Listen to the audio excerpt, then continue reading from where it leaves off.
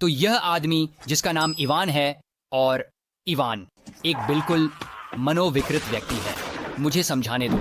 अब Ivan Australia से है और वह अच्छा आदमी नहीं है। उसका आपराधिक रिकॉर्ड है। वह हमेशा किसी न किसी परेशानी में फंसा रहता है और मुझे लगता है कि अपने वयस्क जीवन के किसी न किसी मोड़ पर वह तय करता है, अरे मैं कुछ लोगों को खत्म करने वाला हूं। मजेदार लगता है। तो एक दिन जब वह 26 साल का होता है, वह शहर के बाहर गाड़ी चला रहा होता है और वह इन दो हिचहाइकर्स, दो महिलाओं को उठाता है और वह उनसे बात करने की कोशिश कर रहा है और मुझे लगता है कि ये महिलाएं शिष्ट हैं, लेकिन उन्हें वह ज्यादा आकर्षक नहीं लगता और यह इवान बहुत गुस्सा दिलाता है। तो वह गाड़ी रोकता है और चाकू निकालता है और उन्हें इसके साथ धमकाता है और फिर वह कम से कम एक का बलात्कार करता है और फिर वह एक गैस स्टेशन पर रुकता है और किसी तरह ये दो महिलाएं उससे भाग जाती हैं और वे जाकर उसकी रिपोर्ट पुलिस में करती हैं। तो फिर बम पुलिस वे जाकर उसे गिरफ्तार कर लेती हैं, लेकिन दुर्भाग्यवश वह किसी तरह इस अपराध से बरी हो जाता है और इस तरह 17 साल बीत जाते हैं और अब वह 45 साल का है और इवान फिर से हमला करने का फैसला करता है। और एक दिन वह गाड़ी चला रहा होता है और उसे एक युवा जोड़ा सड़क पर चलते हुए दिखाई देता है। वे दोनों 19 साल के हैं और वे किसी तरह के हिप्पी महोत्सव के लिए हिचहाइकिंग कर रहे हैं। तो इवान गाड़ी रोकता है, गुड आई मेट, और उन्हें लिफ्ट ऑफर करता है।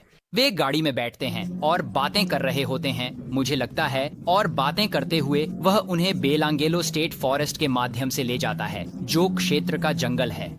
लेकिन फिर वह गाड़ी रोकता है और जोड़े को पेड़ों में चलने को कहता है। अब हमें नहीं पता कि उसने उन्हें कैसे मजबूर किया, शायद चाकू की नोक पर, क्योंकि वे जंगल के गहरे हिस्से में पहुंच जाते हैं। बूम, वह बॉयफ्रेंड को कई बार चाकू मारता है, फिर वह गर्लफ्रेंड को चाकू मारता है और फिर वह उसे तब तक पीटता है जब तक कि वह खत्म न हो जाए। फिर 3 हफ्ते बाद वह गाड़ी चला रहा होता है और उसे एक और बैकपैकर दिखाई देता है।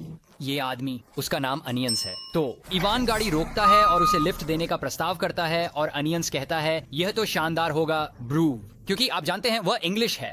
तो वह गाड़ी में बैठ जाता है और जैसे ही वे बेलांगेलो स्टेट फॉरेस्ट के माध्यम से ड्राइव कर रहे होते हैं, वे बातें कर रहे होते हैं और एनियंस को इवान के बारे में बहुत बुरा एहसास होने लगता है, क्योंकि इवान उससे बहुत सारे सवाल पूछ रहा है। और तभी बूम, इवान गाड़ी रोकता है और वह एक प्यू प्यू निकालता है और अनियंस कहता है, ओह बुरी बात है, और वह गाड़ी से कूदकर भाग जाता है।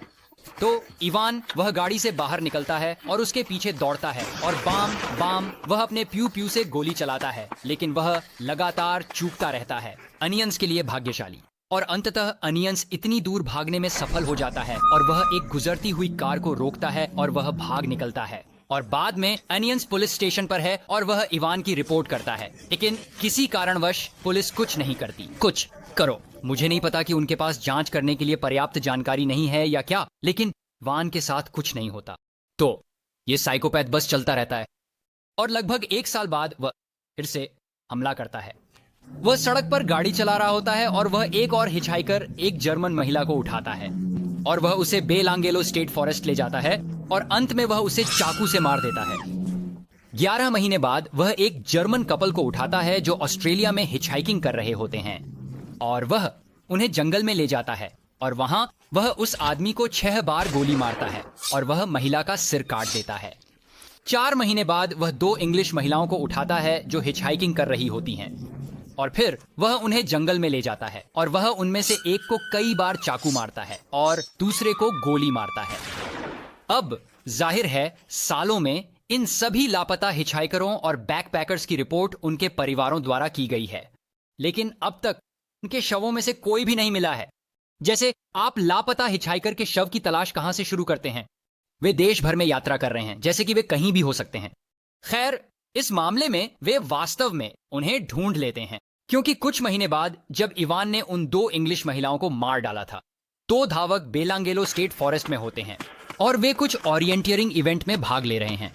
यह एक ऐसा इवेंट है जहां उन्हें जंगल में नेविगेट करना होता है और जब वे वहां होते हैं, अचानक बूम, उन्हें कुछ मानव अवशेष मिलते हैं, एक इंग्लिश महिला के अवशेष। तो वे पुलिस से संपर्क करते हैं और अगले दिन पुलिस वहां जाती है और उस क्षेत्र की खोज करती है और उन्हें दूसरी इंग्लिश महिला के अवशेष मिलते हैं जो उसके साथ थी। फिर 1 साल बाद एक स्थानीय आदमी जंगल में है और वह लकड़ी इकट्ठा कर रहा है और वह उस 19 साल के जोड़े के लड़के के अवशेषों पर ठोकर खाता है जिसे इवान ने सालों पहले मार डाला था। तो पुलिस फिर से उस क्षेत्र की छानबीन करना शुरू करती है और उन्हें उस जोड़े की लड़की के अवशेष मिलते हैं। उसके 1 महीने बाद पुलिस अभी भी खोज रही है और उन्हें 3 और लोगों के अवशेष मिलते हैं, जर्मन हिचहाइकर और वह जर्मन जोड़ा जिसे इवान ने मार डाला। और तभी पुलिस को लगने लगता है कि शायद उनके हाथों में एक सीरियल किलर है। मुझे लगता है कि यह कहना उचित है कि अब जब हमारे पास 7 शव मिल चुके हैं तो हमारे पास एक सीरियल किलर है। तो पुलिस उन लोगों पर ध्यान देना शुरू करती है जो उस क्षेत्र में या उसके आसपास रहते हैं जहां पीड़ितों के अवशेष मिले थे। और वहां एक स्थानीय आदमी है जिसके बारे में वे जानते हैं, जो न केवल आपराधिक रिकॉर्ड रखता है बल्कि उसके पास हिंसा का इतिहास भी है। एक आदमी जिसे उन सभी सालों पहले 2 हिचहाइकिंग महिलाओं पर हमला करने और उन्हें यौन उत्पीड़न करने का विश्वसनीय आरोप लगाया गया था और जिसके खिलाफ अदालत में मामला चला था। वह आदमी वास्तव में इवान है। तो पुलिस इवान की जांच करना शुरू करती है, लेकिन दुर्भाग्यवश वह बस एक संदिग्ध आदमी है जिसका आपराधिक रिकॉर्ड है। इन हत्याओं से उसे सीधे तौर पर जोड़ने वाली कोई चीज नहीं है जब तक। ठीक है, इवान जो कर रहा है उसके बारे में यह बात है। जिस तरह से वह लोगों की हत्या कर रहा है वास्तव में उसे एक सीरियल किलर बनाता है, और एक संभावित सीरियल किलर बड़ी खबर है। तो सभी समाचार चैनल निश्चित रूप से इस पर रिपोर्ट करेंगे, और कभी कभी ऐसी खबरें इतनी बड़ी होती हैं कि उनका अंतर्राष्ट्रीय कवरेज मिल जाता है। और यह विशेष कहानी निश्चित रूप से अंतर्राष्ट्रीय कवरेज प्राप्त कर रही है। और इसलिए जॉली ओल्ड इंग्लैंड में एक आदमी टीवी देख रहा है और वह समाचार देख रहा है। वह आदमी प्याज है, और इसलिए प्याज वह ऑस्ट्रेलिया के बेलांगलो राज्य वन में कई शव मिलने की इस समाचार रिपोर्ट को देखता है। और प्याज वह कहता है, ठीक है, वही आदमी था जो मुझ पर गोली चला रहा था। तो वह ऑस्ट्रेलियाई फेड्स को कॉल करता है और उन्हें बताता है कि उन सभी सालों पहले जब वह ऑस्ट्रेलिया में था उसके साथ क्या हुआ था, कि वह हिचहाइकिंग कर रहा था और एक आदमी ने उसे लिफ्ट देने का ऑफर दिया और फिर उसने एक प्यू प्यू निकाली और वह उसके पीछे दौड़ रहा था, उसे गोली मारने की कोशिश कर रहा था। और इसलिए फेड्स उसे इंग्लैंड से ऑस्ट्रेलिया ले जाते हैं ताकि वह एक मुख्य गवाह बन सके और उन्हें इस मामले को सुलझाने में मदद कर सके। और वे उसे इवान और प्याज की एक तस्वीर दिखाते हैं। प्याज उस तस्वीर को देखता है और कहता है, ठीक है, वही है वो बदमाश। तो फिर बम 50 पुलिस अधिकारी इवान के परिवार के परिसर पर छापा मारने जाते हैं। और यहाँ इसका कुछ समाचार फुटेज है, और अगर आप रुकते हैं तो आप देख सकते हैं कि सभी अधिकारी वहां छापे के दौरान इकट्ठा हुए हैं।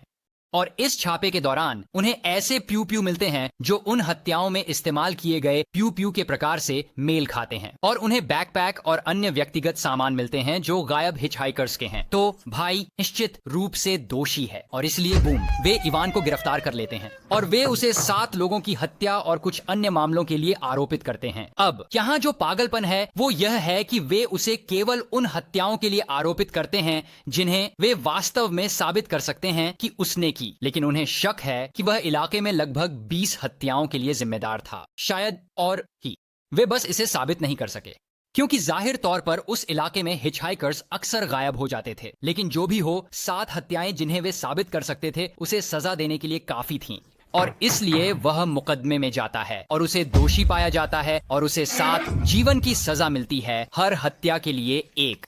और वह अगले 23 साल जेल में बिताता है और फिर वह जेल में कैंसर से मर जाता है। तो उसके लिए अच्छा है।